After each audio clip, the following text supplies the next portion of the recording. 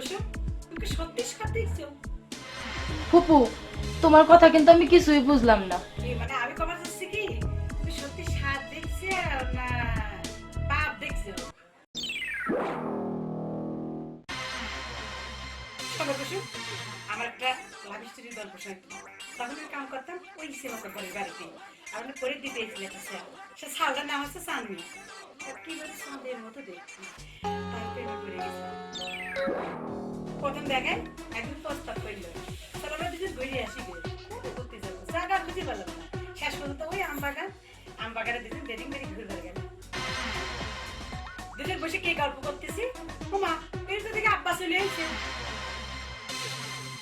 আর আমি কি করবো, দিশা মিশা না পায়া সব সাপ সাপ করে চিল্লেন দিতেছি। তুমি তো আবার সেই কাজ করো নাই কুসুম। ফুপু, তোমার কি মনে হয় আমি তোমার মতো ঘটনা ঘটাইছি?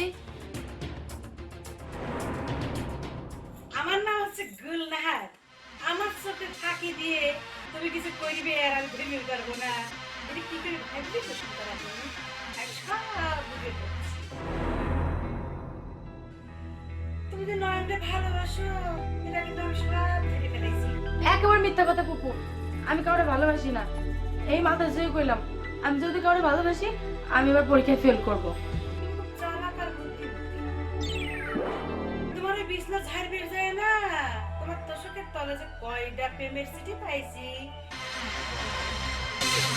খুব ভয় পাইও না, আমি না তোমার এই প্রেমের কথা কাউরে কব না।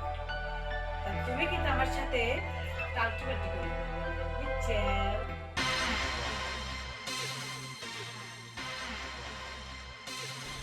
ওরে আল্লাহ রে, গোল্ডার ফুপু তো সবই জানে গেল, সর্বনাশ হয়ে গেল। আমি কেন যে চিঠি বিছনার নিচে রাখতে গেলাম।